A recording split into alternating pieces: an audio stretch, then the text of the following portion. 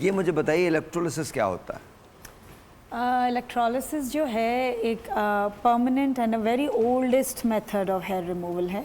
Okay. And it was invented because हमारी eyelash में बाल जो है वो इनवर्ट ग्रो होता है, उसको निकालने के लिए ये इन्वेंट हुआ था।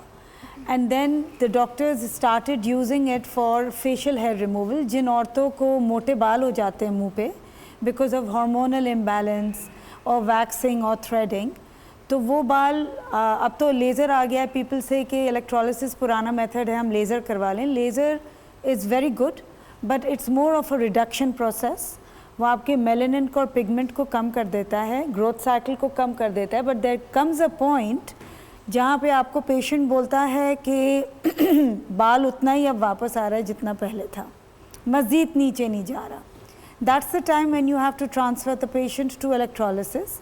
उसमें हम लोग हर इंडिविजुअल हेयर फॉलिकल को ट्रीट करते हैं and we cauterize the hair root. जिस तरह हम अंडे को पकाते हैं जी बिल्कुल, उसी तरह हम कॉटरी उसकी कर देते हैं रूट को हीट एंड करंट के साथ, तो वो डेड हो जाता है। तो उसकी जितनी भी सलाहियत होती है, the capability of making the hair grow more thicker, वो स्लो डाउन खत्म हो जाती है जी।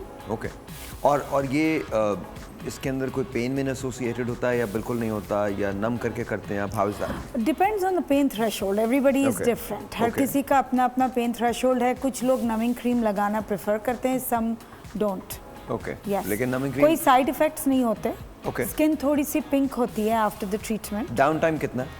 Few hours, that's it. That's it. And some people do have scabbing. Scabbing उन लोगों को होती है जिनके बेतहाशा मोटे बाल होते हैं, तो हमें थोड़ा हाई इंटेंसिटी करना पड़ता है। अभी मैं आपके साथ ये डिस्कस कर रही थी ब्रेक में। तो scab is a good sign. Scab means the skin has healed. तो वो खुद ही झड़ जाता है स्कैब। जैसे हमें हाथ पे चोट लगती है तो एक पापड़ी सी बन जाती है, लाइक अ कॉफ़ी ग्रेन। लेकिन आप ये प्रोसीजर करवा के फिर इसके बाद आप अपने no, so for that day, उस पर्टिकुलर डे पे you have to be a bit cautious. Of course you can't go to the बीच।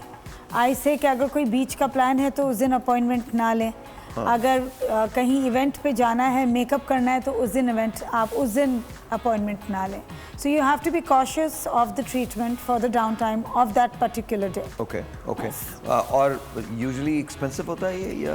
हर किसी का अलग अलग होता है। पहले इलेक्ट्रोलिसिस जब मुझे 25 साल हो गए हैं करते हुए। Okay, wow. एंड फिर मैं कनाडा जब मूव हुई तो मैं वहाँ पढ़ाती थी। पाकिस्तान में करते थे जैसे आपने ये शुरू किया था? Yes, of course. उस वक्त भी था? Yes, my sister used to do it and then she moved to London, then I took over, then I moved to Canada. फिर मैं कनाडा में पढ़ाती रही हूँ इलेक्ट्रोलिसिस। ओके।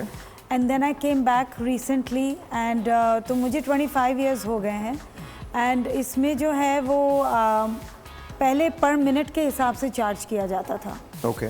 अब पर मिनट के हिसाब से मैं नहीं चार्ज करती, but there are other people who do, क्योंकि हर किसी की स्पीड डिफरेंट होती है। पर मिनट के हिसाब से 1 मिनट में आप कितने 1 मिनट में कितने बाल निकलते हैं? तो कोई 5 निकालता है, कोई 500 निकालता है।